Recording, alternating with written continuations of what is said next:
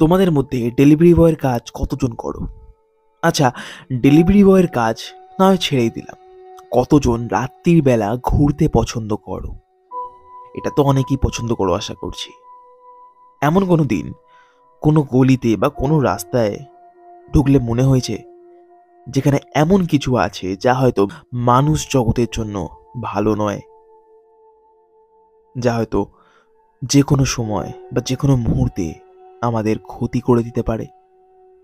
যদি হয়ে গিয়ে থাকে, আজকের ঘটনাটা তোমাদের জন্য। নমস্কার বাঙালি, আমারও আপনার কিছু সত্য ভৌতিক ঘটনা দিয়ে সাজানো আমাদের বিশেষ নিবেদন প্রেত জনি। প্রত্যেকবারের থেকে এইবারের শীতটা কিন্তু একটু বেশিই পড়েছে, তাই না?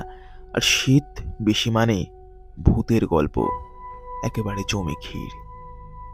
তাই আর সময় নষ্ট করছি না, ভয় পেতে শুরু করছি আজকের 137 নম্বর এপিসোড। ঘটনা শুনতে থাকুন, ভয় পেতে থাকুন।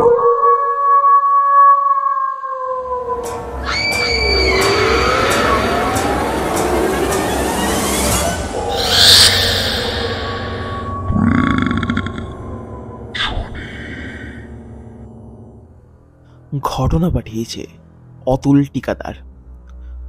সে লিখেছে, হে রাজ, আমি অতুল টিকাদার খড়িবেড়িয়া থেকে ঘটনাটি লিখছি। গত কিছু মাস ধরে আমি একটি অ্যাপে ডেলিভারির কাজ করে থাকি, যার কারণে আমাকে প্রত্যেক দিন নানান জায়গায়, নানান রাস্তা ও নানান গলিতে যেতে হয়। বেশিরভাগ সময় আমি একটু বেশি রাত অবধি কাজ করে থাকি। হয়তো তার কারণেই সেই দিন আমার সঙ্গে এমন ঘটনাটি ঘটেছিল। ঘটনা বলা ভুল হবে, হয়তো ওই ঘটনাটি আমার জীবনের সব থেকে ভয়ঙ্করতম দুঃস্বপ্ন। তবে ঘটনাটি তোমাদেরকে খুলে বলা যাক। ঘটনাটা ঘটেছিল আজ থেকে প্রায় 5 থেকে 4 মাস আগে। ঘটনাটির সূত্রপাত যেদিন থেকে শুরু হয় সেদিন থেকেই ঘটনাটি তাহলে বলি তোমাদেরকে। সেদিন প্রথমবারের মতন আমি ওই রাস্তাটি নিয়েছিলাম। এমনি সময় ওই রাস্তাটা আমার খুব একটা প্রয়োজন পড়ে না, তবে সেই দিন না জানি তাড়াহুড়োর জন্যই হয়তো ওই রাস্তাটি নিতে বাধ্য হই আমি। রাত 11:30টার সময় আমার কাছে একটি অর্ডার আসে এবং অর্ডারটি নিয়ে আমি রওনা হই কাস্টমারকে দেওয়ার জন্য।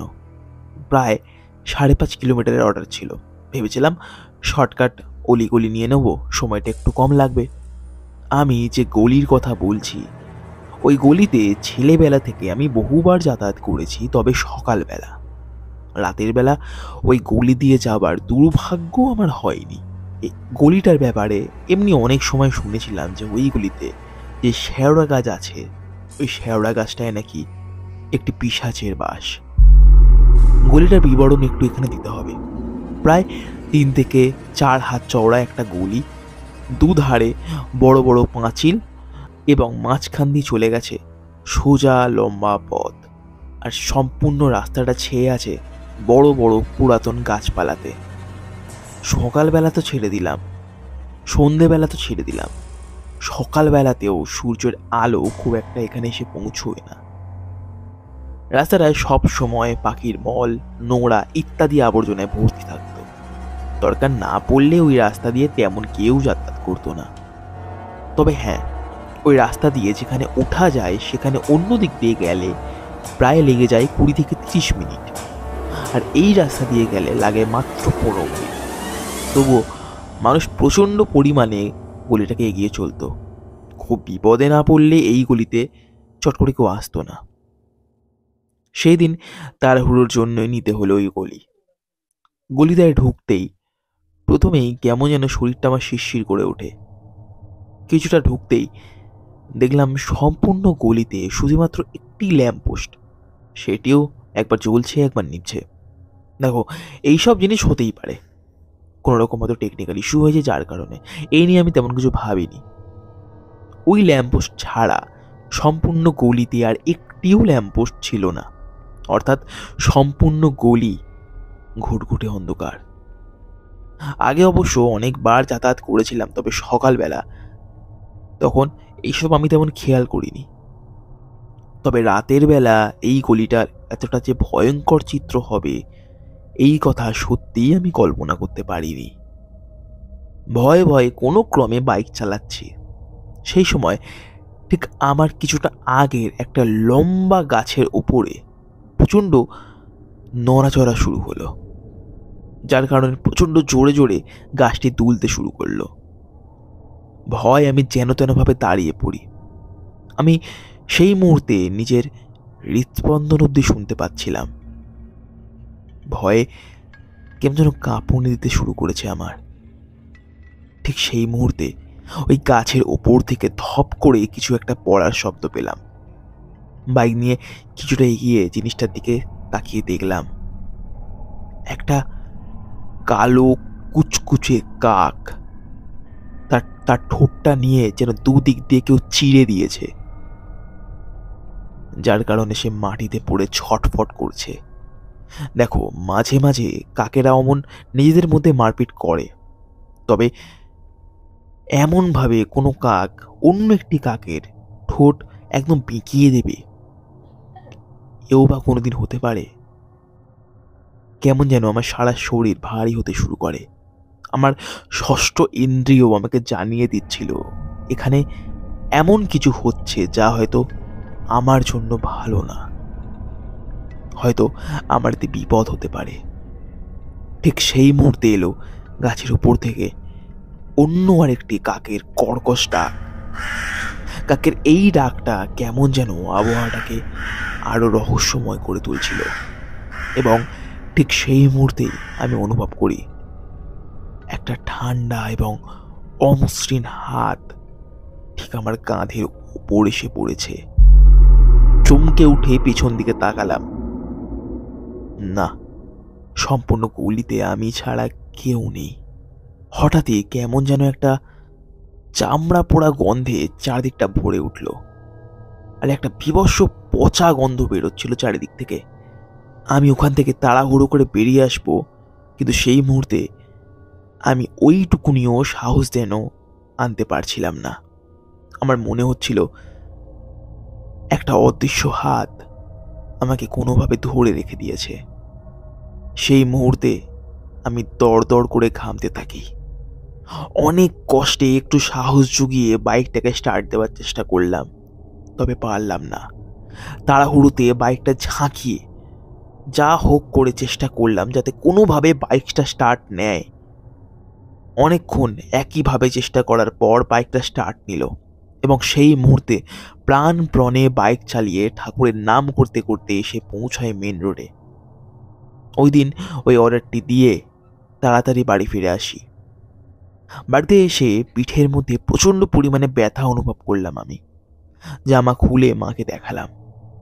পিঠের মধ্যে প্রায় 1 হাত বড় বড় নখ দিয়ে আঁচড়ানোর চিহ্ন, এবং সেইখান থেকে প্রায় রক্ত বেরিয়ে আসছে। সম্পূর্ণ পিঠে অজস্র নখের দাগ। সত্যি বলছি রাজ, ও নখের দাগ আর যাই হোক কোনো মানুষের হতে পারে না। তুমিই বলো না, আমি ভেতরে একটি গেঞ্জি, তার উপরে আরো একটি শার্ট পরেছিলাম। ওই গেঞ্জি ও শার্টের মধ্যে থেকে কেউ কিভাবে আমার পিঠে আঁচড় কাটতে পারে? পরে আমার প্রচণ্ড পরিমাণে জ্বর আসে। মা আমাকে নিয়ে ঠাকুর বাড়িতে যায়, এবং সেখানে গিয়ে আমাকে ঝাড়ানো হয়। ঝাড়ানোর সময় বলা হয়েছিল কিছু সময় আমাকে একটু সাবধানে থাকতে হবে। তবে বুঝতে পারিনি ঘটনাটার ওখানেই শেষ নয়, এর আরো ভয়ঙ্করতম রূপ দেখা আমার বাকি ছিল। ওই ঘটনার পর থেকে আমি যেন কেমন একটা হতে শুরু করে দিই। কিছু ভালো লাগতো না, সব সময় অন্ধকারে থাকতে পছন্দ করতাম আমি।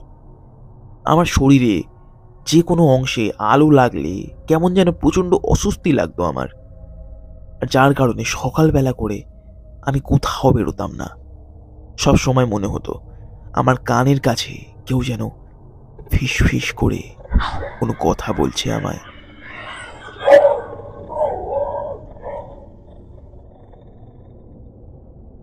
স্নান করতে ভালো লাগতো না, খাবার খেতে পারতাম না। খাবার খেলেও চারিদিকে ছড়িয়ে নোংরা করে খেতে পছন্দ করতাম। সারাক্ষণ নোংরা হয়ে থাকতে পছন্দ করতাম আমি। বাড়িতে ভেবেছিল যে হয়তো কোনোভাবে আমার মানসিক বিকৃতি দেখা দিয়েছে। ডাক্তারও দেখানো হয়, তবে তাতে ফল কিছুই হয় না। একদিন হঠাৎ করেই রাতের বেলা প্রচণ্ড পরিমাণে খিদে পায় আমার। কি খাবো বুঝতে পারছিলাম না। প্রায় আমি পাগলের মতন করছিলাম। ঠিক সেই সময় আমার নাকে একটা গন্ধ আসে, কাঁচা মাংসের গন্ধ। সেদিন রাত্রির বেলায় আমার বাবা এনেছিল কাঁচা মুরগির মাংস। পাগলের মতন ছুটে যাই সেই মাংসর দিকে এবং মনের সুখে কড়মড়িয়ে খেতে শুরু করি ওই কাঁচা মাংস। আমার অবস্থা দেখে আমার বাড়ির লোক প্রচণ্ড ভয় পেয়ে গিয়েছিল। অবশেষে আবারও ধরে বেঁধে আমাকে ঠাকুর বাড়িতে নিয়ে যাওয়া হয়।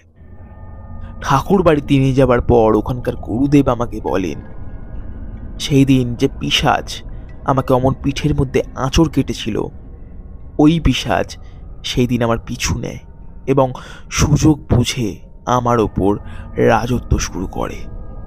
প্রায় 7 দিন আমাকে ঠাকুর বাড়িতে রাখা হয়েছিল শিকল বেঁধে।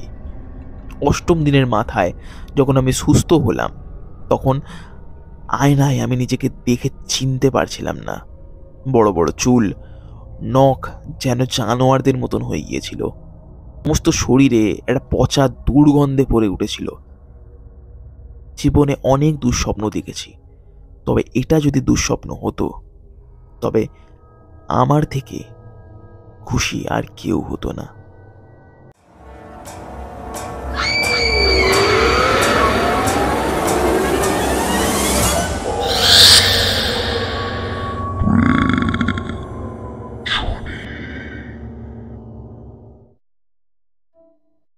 কেমন লাগলো আজকের ঘটনা? আশা করছি আজকের ঘটনা তোমাদের ভালো লেগেছে। এবং বলেছি না তোমাদেরকে, প্রত্যেক সপ্তাহে আমি একটি করেই ঘটনা দেবো, কিন্তু আমি চাই আমি কোয়ালিটি কন্টেন্ট যেন তোমাদেরকে দিতে পারি। এবং এরকম যদি ঘটনা আসে তাহলে আমার পক্ষে কাজটা আরো সহজ হয়ে ওঠে। এরকম একটি ঘটনা যদি তোমরা লিখে পাঠাও আমাদেরকে, অবশ্যই কিন্তু আমার পক্ষেও তোমাদেরকে শোনানোটা আরো সহজ এবং আরো ভালো করে তোমাদের কাছে আমি রিপ্রেজেন্ট করতে পারি। থ্যাংক ইউ সো মাচ আজকের ঘটনাটি পাঠানোর জন্য। তোমরাও আমাদেরকে কিভাবে এই ঘটনাটি পাঠাতে পারবে না, আমাদের ডেসক্রিপশন বক্সে দেওয়া ইমেল আইডি অথবা ফেসবুক আইডিতে তোমরা আমাদেরকে ঘটনা লিখে অথবা রেকর্ডিং করে কিন্তু পাঠাতে পারো। Email address prejoni49@gmail.com। আর পিশাচ জিনিসটা এতটা পরিমাণে ডিমনিক ক্রিয়েচার না, যার পেছনে একবার পড়ে যায় চট করে ছাড়তে চায় না, এমন একটি জিনিস এটা। মানে যতক্ষণ না তার মানসিক বিকৃতি ধরিয়ে দেবে এই জিনিসটা পেছন ছাড়তে চায় না। অনেক ভাগ্য ভালো আমাদের ভাইয়ের যে অনেকটা তাড়াতাড়ি ছেড়ে দিয়েছে, ভগবানের দয়ায় অনেকটা তাড়াতাড়ি রেহাই পেয়েছে।